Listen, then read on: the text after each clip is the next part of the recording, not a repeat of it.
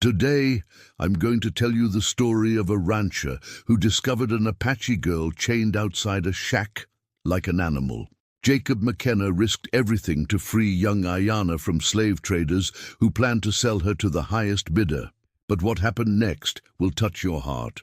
Please subscribe to our channel and comment where you're listening to this story from. The discovery at dawn. The pre-dawn darkness of the New Mexico territory hung heavy with the promise of another scorching day as Jacob McKenna guided his horse along the narrow trail that wound through the rocky outcroppings near Bent Canyon. It was September 1883, and Jacob had been riding since before midnight, tracking stolen cattle that had disappeared from his ranch 3 days earlier. At 45, Jacob was a man carved by the harsh frontier life. Weathered hands that had built his ranch from nothing, grey-streaked brown hair beneath his worn hat, and sharp green eyes that missed little in this unforgiving landscape. He had learned long ago that in Apache country, vigilance meant the difference between life and death. As the first pale light of dawn began to creep over the eastern mountains, Jacob caught sight of something that made him rein in his horse abruptly. Smoke was rising from what appeared to be a ramshackle cabin tucked into a stand of scrub oak about a quarter-mile ahead, a structure that hadn't been there when he'd last passed this way 6 months ago. "Easy, Buck," Jacob murmured to his horse, a reliable sorrel gelding that had carried him safely through countless dangerous situations. The horse's ears were pricked forward, sensing his rider's tension. Jacob dismounted and approached on foot, leading Buck through the sparse cover of juniper and sage. As he drew closer, the crude nature of the building became apparent. It was little more than a shack, hastily constructed from rough-hewn logs and salvaged lumber, with gaps between the boards that would make it nearly uninhabitable in winter. But it wasn't the poor construction that made Jacob's blood run cold. It was what he saw outside the building. Chained to a heavy wooden post driven deep into the rocky ground was a small figure, a child, barely visible in the growing light. The chain around the child's ankle was thick and rusty, the kind used for securing livestock, and it was attached to a metal collar that had clearly been fashioned by someone with blacksmithing skills. Jacob's first instinct was to rush forward, but years of survival in hostile territory held him back. This could be a trap, bait to lure unwary travelers into an ambush. He scanned the surrounding area carefully, looking for signs of other human presence. The shack appeared to be empty.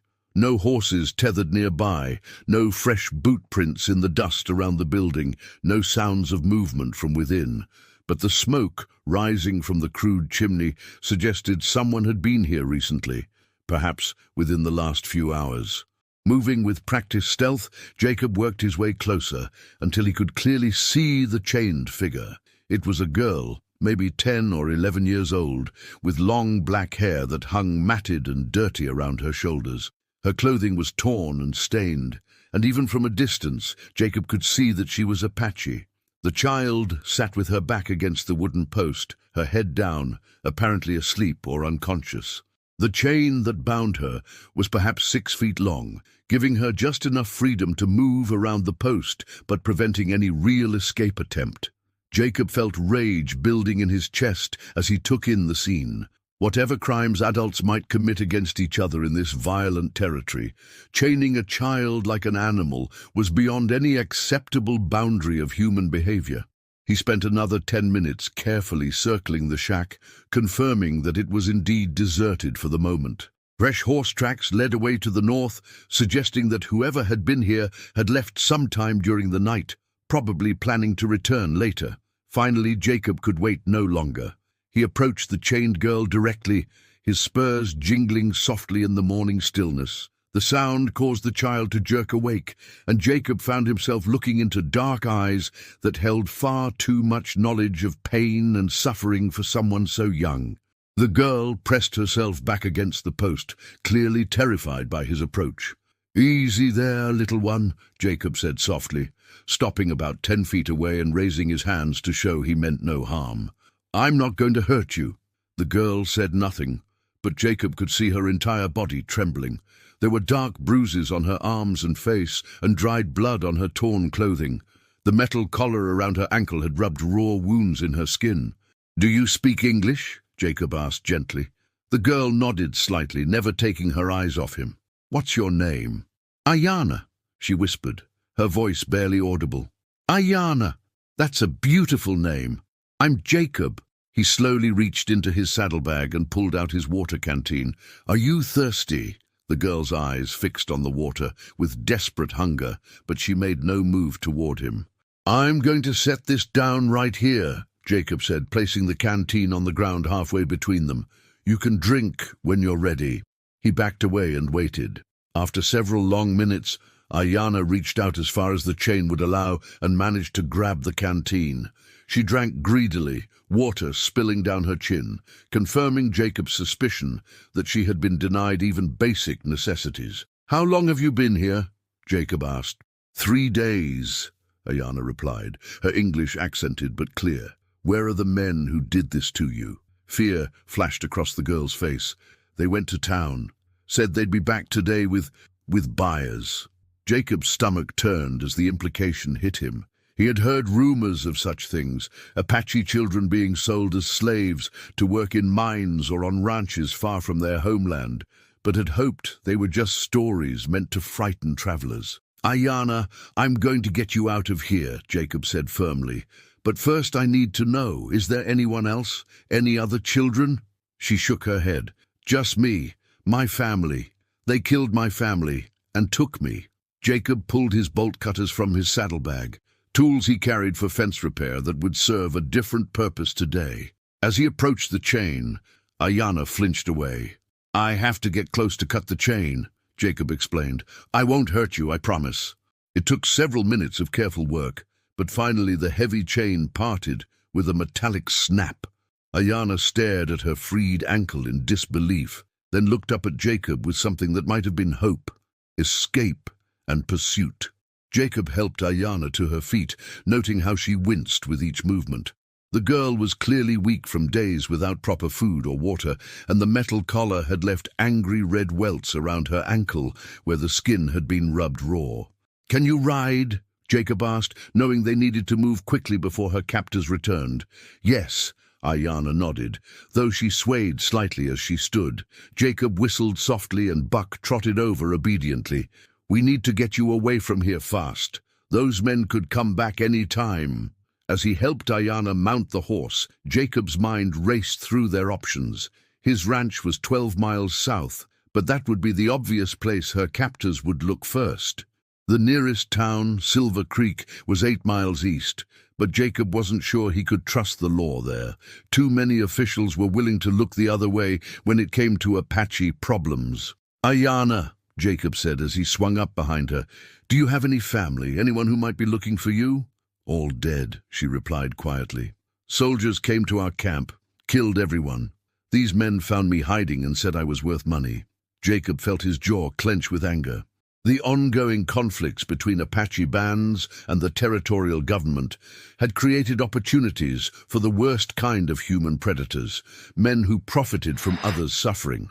"Hold on tight," Jacob told her, spurring Buck into a fast trot. "We're going to head for the hills. I know places where we can hide until we figure out what to do next." They had been riding for perhaps 20 minutes when Jacob heard what he'd been dreading, the sound of multiple horses coming hard behind them. He looked back to see a dust cloud rising from the trail they'd just traveled. "They're back," Jacob said grimly, "and they're coming fast." He urged Buck into a gallop, but the horse was already carrying double and couldn't maintain top speed for long. Behind them, the dust cloud was getting closer, and Jacob could now make out individual riders, 3 men on fresh horses who were rapidly closing the distance. "There!" Aiyana pointed ahead to a narrow canyon cutting into the hillside. "That leads to the old Spanish mine, many tunnels." Jacob didn't hesitate. He guided Buck toward the canyon entrance, hoping the girl's knowledge of the area would give them an advantage. As they entered the narrow passage, he could hear shouts from their pursuers, rough voices calling for them to stop. The canyon walls rose steeply on both sides, creating deep shadows, even in the growing daylight. Jacob could see why Aiyana had suggested this route. The rocky terrain would be difficult for horses, and the numerous side passages could provide hiding places. "In here," Aiyana whispered, pointing to a barely visible gap between two large boulders. Jacob dismounted and led Buck through the narrow opening, with Aiyana following on foot. They found themselves in a small, circular space, completely hidden from the main canyon. The sound of pursuing horses echoed off the rock walls, growing louder as the men approached their hiding spot. "Where the hell did they go?" Jacob heard one of the men shout, his voice carrying clearly in the thin air. "They came this way, I'm sure of it," replied another voice, rougher and more aggressive. "That damn cowboy's got our property." "Split up," ordered a third voice, clearly the leader. "Check every side canyon. They can't have gone far on one horse carrying double." Jacob drew his Colt .45, checking to make sure it was loaded. Beside him, Aiyana pressed herself against the rock wall, her dark eyes wide with fear. The sound of horses moving through the canyon grew closer, then began to fade as the searchers spread out to check different passages. Jacob waited, counting heartbeats, until the sounds grew distant. "We can't stay here long," he whispered to Aiyana. "Do you know another way out of these canyons?" "Yes," she nodded. "Old Apache trail over the ridge, but very steep, very dangerous." "More dangerous than those men?" Aiyana shook her head firmly. Jacob made his decision. "Show me."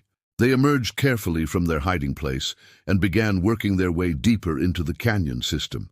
Aiyana proved to be an excellent guide, leading them along paths that Jacob would never have noticed.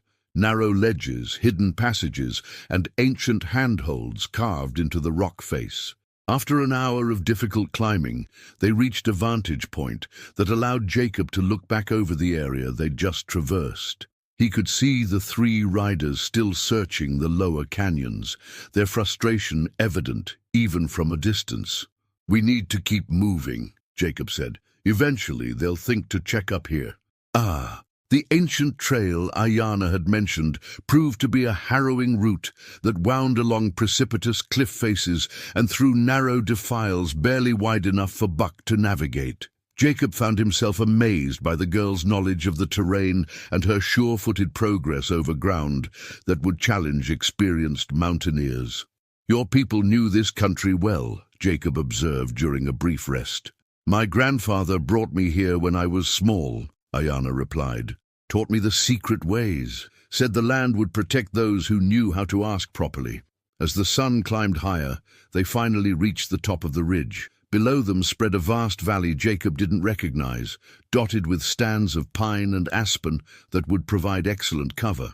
"Where does this lead?" he asked. "To the old trading post at Tres Rios," Aiyana said. "But it's been abandoned for 2 years. No one goes there anymore." Perfect, Jacob thought. A place where they could rest, plan, and decide on their next move without fear of immediate discovery. "How far?" "Half a day, if we go carefully." Jacob looked back one more time toward the canyon system where their pursuers were still searching. The men would eventually give up and return to their base, but Jacob knew this was far from over. He had made enemies today, dangerous men who wouldn't forget the loss of their property. "Let's go," he said, helping Aiyana back onto Buck. "We've got a long ride ahead of us." As they began their descent into the valley, Jacob couldn't help but wonder what he'd gotten himself into. Rescuing Aiyana had been the right thing to do. Of that, he had no doubt. But the consequences of that decision were just beginning to unfold.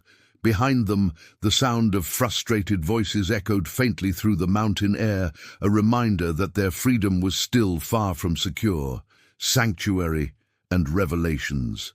The abandoned trading post at Tres Rios appeared like a mirage in the late afternoon heat, its adobe walls crumbling but still intact enough to provide shelter.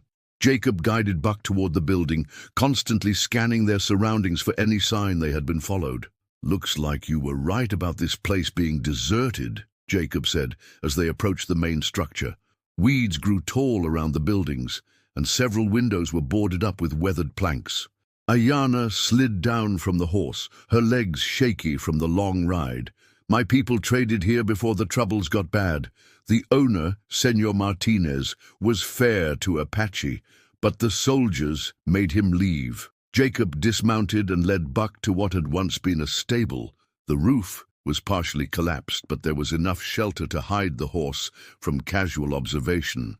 After unsaddling Buck and making sure he had access to water from an old well, Jacob turned his attention to making their temporary refuge secure. "We'll stay here tonight," he told Aiyana. "Rest up and figure out our next move." The main building had been stripped of most valuable items, but the basic structure was sound. Jacob found a room in the back with only one entrance, defensible if their pursuers somehow tracked them here. He also discovered a cache of canned goods that previous travelers had left behind, probably too heavy to carry on their journeys. As Aiyana settled onto a makeshift bed of old blankets Jacob had found, he got his first good look at her injuries in proper light. The welts around her ankle were worse than he'd initially thought, and there were rope burns on her wrists, suggesting she'd been bound for extended periods. "We need to clean those wounds," Jacob said, pulling medical supplies from his saddlebags. "They could get infected." Aiyana flinched when he approached with a bottle of whiskey and clean cloth. "It's going to hurt," Jacob warned, "but we have to get them clean." The girl gritted her teeth and endured the painful cleaning process without complaint, though tears ran silently down her cheeks. Jacob found himself impressed by her stoic courage. She'd been through more trauma in the past few days than most adults experienced in a lifetime. "Tell me about your family," Jacob said gently as he bandaged her ankle, hoping conversation would distract her from the pain. "My mother was called Dawn Bird," Aiyana said quietly. "She taught me to weave and to read the sky for weather. My father was a warrior named Tall Wolf. He fought with Geronimo once, but wanted peace for our band." What happened to them?" Aiyana's voice became flat, emotionless. "Soldiers came at sunrise, said we were harboring raiders, but it wasn't true. We were peaceful people. They killed everyone, men, women, children. I hid in a grain pit and watched." Jacob felt sick at the mental image. He'd heard stories of such massacres, usually justified by claims that the victims were hostile or had attacked settlers. But listening to Aiyana's account, he suspected this had been nothing more than murder. "The 3 men who chained you, were they soldiers?" "No. They came after when the soldiers left. They searched through the bodies, taking things. When they found me hiding, the leader said I was young enough to be worth good money." "What did they look like? Did you hear names?" Aiyana's description matched what Jacob had glimpsed during their escape. 3 rough men, clearly outlaws rather than legitimate traders. The leader was a big man with a black beard and a scar across his left cheek. The others were younger, probably followers rather than decision-makers. "The scarred one, they called him Crow," Aiyana continued. "He said he knew places where Apache children brought high prices, said I was lucky to be pretty enough to sell." Jacob's hands clenched into fists. The casual way these men had planned to sell a child into slavery was beyond his comprehension. In his world, children were protected and cherished, not treated as commodities. "They're not going to find you," Jacob promised. "I won't let them." "Why?" Aiyana asked, looking at him with those 2 old eyes. "Why do you help me? Most white men would have left me chained." It was a fair question, and Jacob found himself considering his answer carefully. Because it was the right thing to do, because no child should be treated like an animal, and because, he paused, thinking of his own daughter who had died of fever 2 years ago, because someone should have helped you long before I found you. They shared the canned food in companionable silence as darkness fell outside. Jacob posted himself near the window, watching for any signs of pursuit, while Aiyana finally allowed exhaustion to overtake her and fell into a deep sleep. During the long night hours, Jacob had time to think about their situation. Simply returning Aiyana to Apache lands wasn't an option. Most of the remaining free bands were either hostile or had been forced onto reservations. Taking her to the authorities would likely result in her being sent to a government school hundreds of miles away, separated from everything familiar. But keeping her with him would be complicated in ways Jacob was only beginning to understand. A white rancher caring for an Apache child would raise questions, suspicions, and potential legal problems. Yet looking at the girl sleeping peacefully for the first time in days, Jacob knew he couldn't abandon her. As dawn approached, Jacob heard the distant sound of horses. He immediately woke Aiyana and moved to the window, peering carefully through a gap in the boards. 3 riders were approaching the trading post, moving slowly and scanning the ground for tracks. Even from a distance, Jacob could see the scarred face of their leader. "They found us," he whispered to Aiyana, who had gone pale with fear. Jacob checked his rifle and pistol, making sure both were loaded. The trading post had good defensive positions, but he was outnumbered and running low on ammunition. If it came to a fight, their odds weren't good. "Is there another way out of here?" he asked Aiyana. "The old root cellar connects to a tunnel that leads to the riverbank," she whispered back, "but it floods sometimes." "Better than staying here to fight 3 men, Jacob decided. "Show me." As the sound of approaching horses grew louder, Jacob and Aiyana slipped toward the back of the building, hoping to escape before their hunters realized exactly where they were hiding. The deadly game of cat and mouse was far from over, confrontation and new beginnings.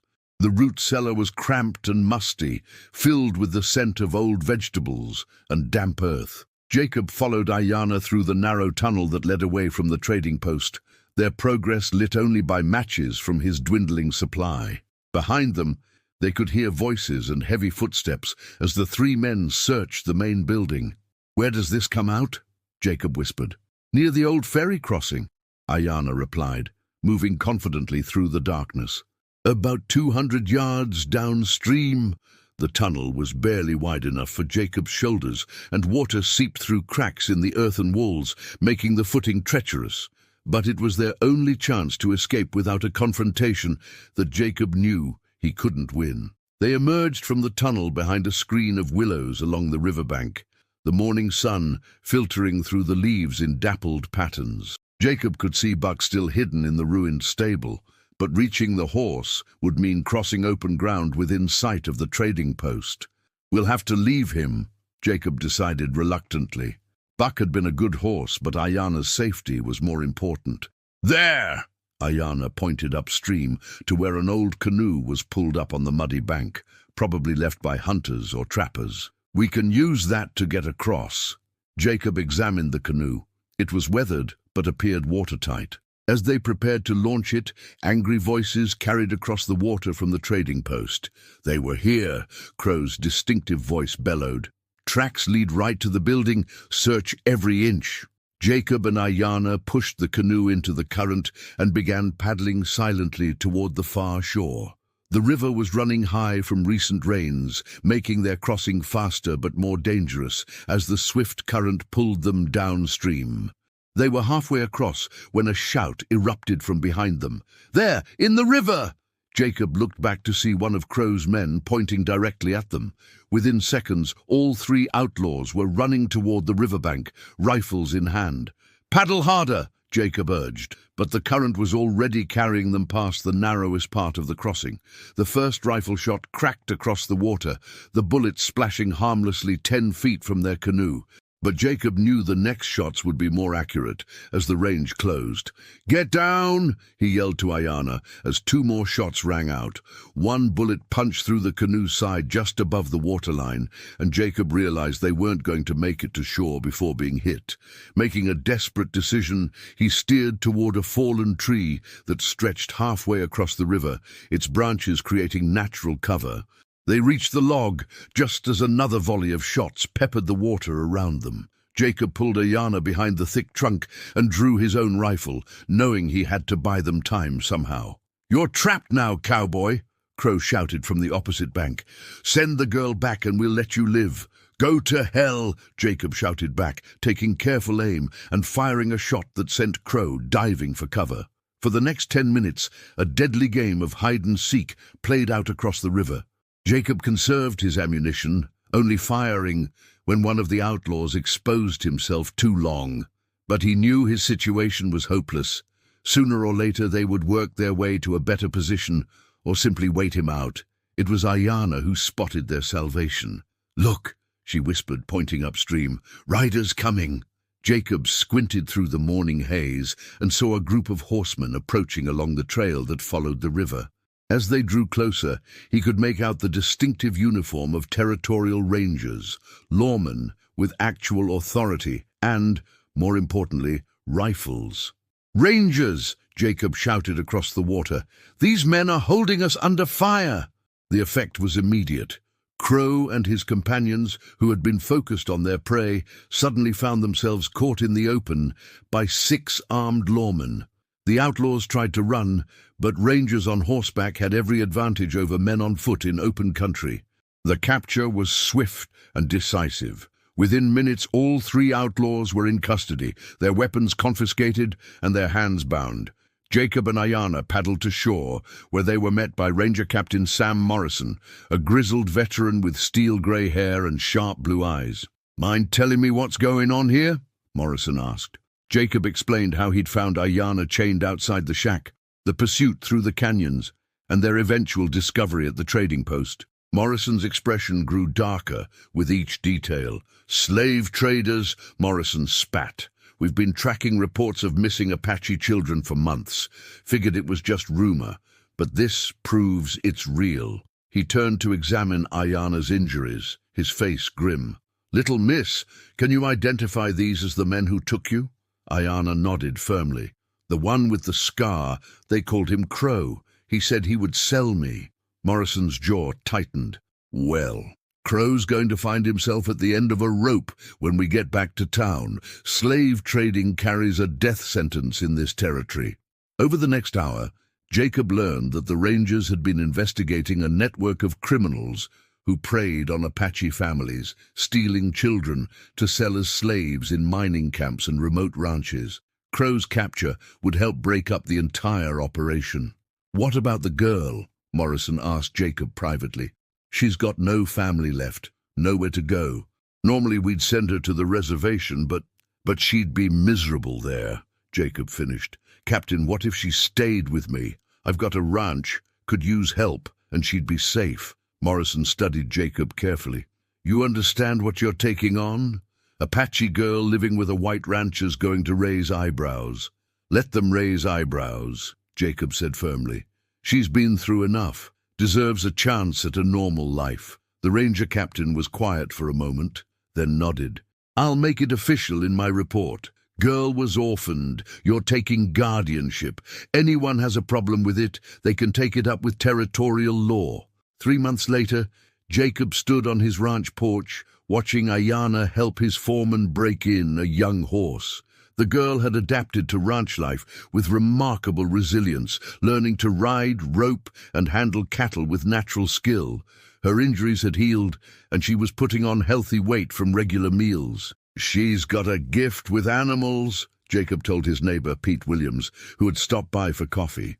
"Still can't believe you took in an Apache child," Pete said, though his tone was respectful rather than critical. "But I got to admit, she's turned out better than a lot of white kids I know." Jacob smiled, watching as Aiyana successfully calmed a skittish mare that had been giving the cowboys trouble all week. "Funny thing about people," Jacob observed. "Give them a chance to show what they're made of, and they'll usually surprise you." That evening, as they sat on the porch watching the sunset paint the mountains in shades of gold and red, Aiyana spoke quietly. "Jacob, why did you really save me?" "The truth." Jacob considered his answer carefully. "Because I lost a daughter once, and I couldn't save her. Maybe saving you helped save a part of me too." Aiyana nodded, understanding passing between them that needed no words. In the distance, a coyote howled, its call echoing across the vast landscape. But for the first time in years, it sounded like a song of hope rather than loneliness.